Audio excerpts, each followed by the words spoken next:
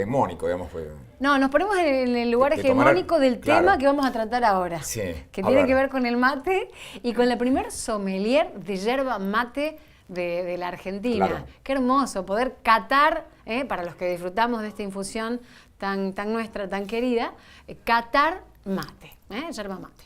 ¿Te gustaría ser sommelier de yerba? Sí, me encanta. De hecho, Está bueno. Es como que uno lo hace habitualmente, cotidianamente, probando el mate de la vecina, el de la cocina, el del estudio, el que hace uno, el que se le lava, el que le tiran los chicos. La estamos viendo ahí en imagen, Valeria Trápaga. Es la primer sommelier argentina de yerba mate, y está en contacto telefónico con nosotros. Valeria, buen día, ¿cómo estás? Hola, buen día para todos los oyentes. Bien, ¿qué es ser sommelier de yerba? Sé que es mucho más que probar diferentes mates y cómo están preparados, ¿no? Bueno, el sommelier es de vinos. Yo soy sommelier de vinos primero y cuando terminé mi carrera de sommelier de vinos, decidí, ya venía haciendo un estudio bastante intenso sobre el tema del análisis sensorial de la yerba mate. Cuando me estoy por recibir, presento ese trabajo de investigación que tenía que ver justamente con haber aplicado todos los conocimientos del mundo de la sommeliería, que tiene que ver con el análisis sensorial, el análisis organoléptico a la yerba mate. Claro. A partir de ahí comienzo este camino como catadora de yerba mate. La sommeliería está directamente relacionada al mundo de los vinos y los espirituosos. Después se aplicó la palabra para decir sommelier de oliva, sommelier de té, pero en realidad la sommeliería nace en Francia con el mundo del vino. Entonces, cuando uno analiza sensorialmente otro alimento u otra bebida, se le llama catador. Y el que seas sommelier de vino en primera instancia y luego haya empezado a indagar en el tema de la yerba, digo, una cosa no invalida a nivel de paladar, a eso apunta mi pregunta, ¿la otra? Si invalida una a la otra. ¿Si puede causar algún tipo de inconveniente, digamos, a nivel de papilas gustativas y de paladar? No, de ninguna manera. Claro. Además, igual, a ver, yo no abandoné la carrera de sommelier de vinos, como no trabajo con el vino, trabajo solo con la yerba mate, pero al vino lo dejo para mis momentos sociales, para mi vida, para ciertos momentos de disfrute como cualquier otra persona. No me dedico a trabajar con el vino. Yo hace 16 años que trabajo pura y exclusivamente catando yerba mate. Claro. Entonces no hay nada que interfiera. De todas maneras, a nivel de papilas gustativas hay ciertas cosas que nos hacen mucho más daño que poder tomar a nivel de papilas gustativas, estoy hablando, Sí. Para catar, claro, que nos inhiben la percepción, que pueden ser el café, la temperatura elevadísima de las cosas que tomamos, el puerro. Hay ciertos alimentos, que el ajo, que si los consumimos cercanos a una prueba de degustación, nos pueden inhibir la percepción que tengamos. Valeria, quería preguntarte por una cuestión más técnica de lo que es catar la yerba mate y cómo fue tu acercamiento a medida que ibas ejerciendo tu profesión a lo largo y lo ancho del país, ver que es una bebida permanente y que en cada lugar se toma de manera diferente, ¿no? Estos elementos que componen la yerba mate tienen como una función muy específica cada uno, por ejemplo, el palo, ¿no? La yerba, la hoja, el polvillo. Me gustaría que nos cuentes cuál es la función de cada uno de esos elementos que para cada uno de los que tomamos mate tienen como, bueno, un gusto muy especial y muy distinto de un paladar al otro, ¿no? La yerba mate está compuesta por 4 elementos, 4 componentes que se derivan de su granulometría, o sea, de su molienda. La granulometría es el tamaño que tienen esos componentes que forman parte de la yerba mate. Esos 4 tamaños son el palo, que no debe medir más de 1 centímetro, si es correcto, hoja gruesa, hoja fina y polvo. La palabra polvillo denota algo defectuoso, que es el barrido o la astilla de palo, por lo tanto no es un componente. Es un componente que no debe haber, pero sí polvo de hoja. El polvo de hoja es de color verde, es tan verde como es la hoja, de un color verde tirando hacia el amarillento. El polvo es correcto que esté presente, tiene que estar, y el polvo, un poco contestando a tu pregunta, el polvo de hoja lo que aporta a la infusión es cebadas largas, duraderas y espumosas. Aporta mucho aroma y estructura, cuerpo a la infusión. No es lo que nosotros creemos, que el polvo es una porquería o que hace mal. Eso es un mito que hay que derribar. Tiene que estar en armonía con el resto de los componentes y es necesario en una infusión que haya un determinado porcentaje de polvo. Puede ser con mayor o menor contenido de polvo, como hay un montón de hierbas que se ofrecen en el mercado que son BCP, que es bajo contenido de polvo, o con el polvo más o menos normal que tiene que tener por porcentaje en relación al porcentaje de palo, de hoja fina y de hoja gruesa.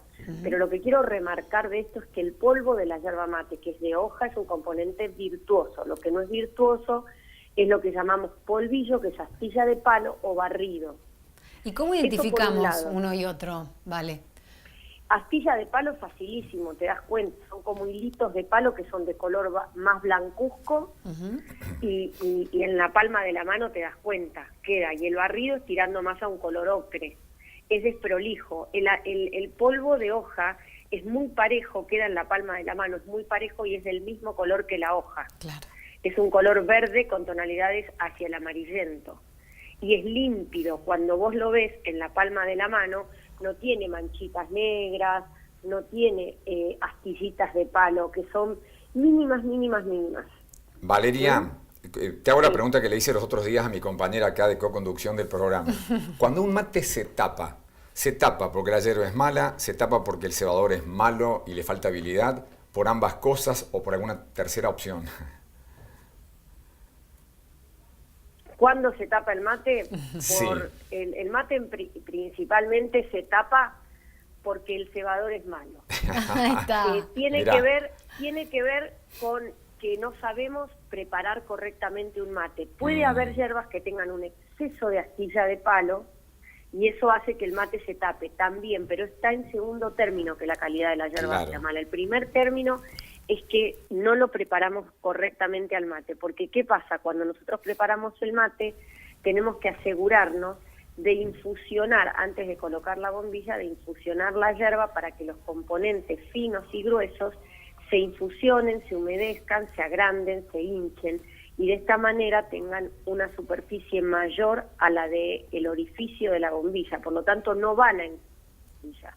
Ahora, si yo lo que hago es preparar un mate, volcando primero, o sea, tomo el mate, recipiente mate, tomo la bombilla, la coloco adentro del mate y empiezo a volcar la yerba, lo que le estoy diciendo a la yerba es metete adentro del orificio de la bombilla, del colador, cuando yo te agregue agua, inflate y tapate. Claro, no puedo hacer eso.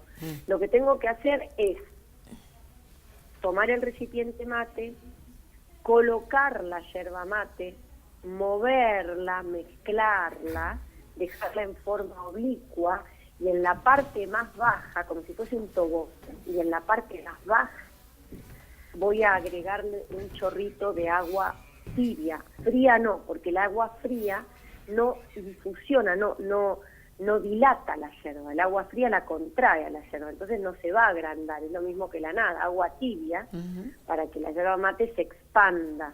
Cuando la yerba mate se hinche, se expande con agua tibia, todos los componentes se ponen como más gordos, entonces no entran en el orificio de la bombilla, y recién ahí coloco la bombilla y comienzo a cebar. Siempre con el agüita al lado de la bombilla, tratando de no mojar tanta en la el superficie. sector de la bombilla, Exacto. no necesariamente cayendo sobre la bombilla, Claro, en el sector de la bombilla, sin regar el mate. Valeria, te quería preguntar porque hay mucho comentario de los tomadores de mate y cierta rivalidad en algún punto con la yerba uruguaya y la brasilera. ¿Cuáles son las diferencias, además del color y la intensidad y la molienda a lo mejor, que nos puede describir una sommelier de yerba mate?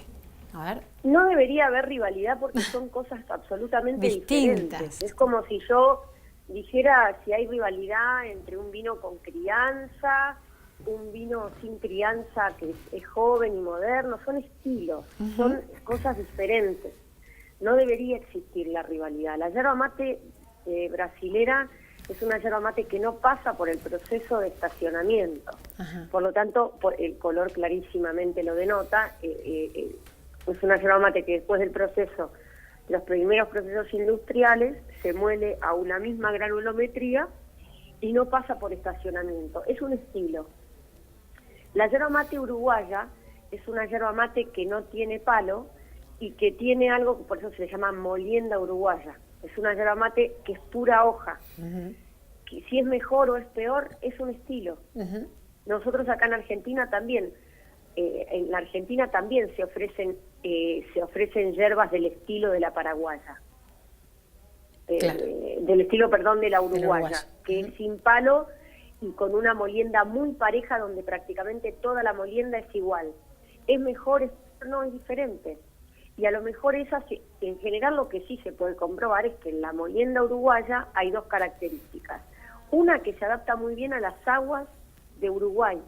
Por lo tanto, ese tipo de molienda tolera una temperatura un poquito más elevada. En vez de ser 85, como es nuestra temperatura ideal en Argentina, por el estilo de molienda que tenemos, los estilos, no tenemos solo un estilo de molienda en Argentina, en vez de ser a 85 la máxima, se puede extender a 90. Algo que para mí desde el lugar de sommelier no es del todo correcto, porque a más temperatura, pasado los 85, la yerba mate se enmascara. Claro, se desdibuja el sabor. Lo que pasa es que por el tipo de agua de allá, que no es tan dura, hay menos extracción. Si nosotros tomamos en lugares de aguas duras la yerba mate uruguaya a la temperatura que la tomamos en Uruguay, 90 grados, vamos a encontrar que la infusión es muy astringente, es muy intensa. Entonces, la yerba mate también se adecúa naturalmente, casi intuitivamente, en los lugares del país, de los diferentes países donde se consume un estilo de yerba, se lo hace intuitivamente por el estilo o el tipo de agua que tienen. Valeria, por último, ya a modo de cierre, el recipiente, es decir, el mate, más allá de un gusto personal por una cuestión estética o lo que sea, ¿alguna recomendación? ¿Cuál es el mate así para tomar un riquísimo mate con buena yerba? El material se los dejo a su elección. Yo prefiero vidrio o calabaza. Mira. El material, vidrio, porque para catar lejos es lo mejor. Si vos querés saber cómo es una yerba mate, con el vidrio no hay manera de que te pueda engañar nada. Ajá. Y si no, calabaza, pero con la forma del mate no se negocia, es Está base bien. angosta, boca ancha. Base angosta y boca ancha. Está bueno, es bueno el dato. Te agradecemos mucho el contacto, Valeria. Gracias, Valeria. Gracias a ustedes, y si vos. les queda alguna duda, los invito a que me la hagan a través del Instagram, Claro. que es Valeria Trápaga o Cata de Yerba Mate. Dale. Te seguimos. Muchas gracias por el contacto. Adiós, hasta luego. Hasta luego.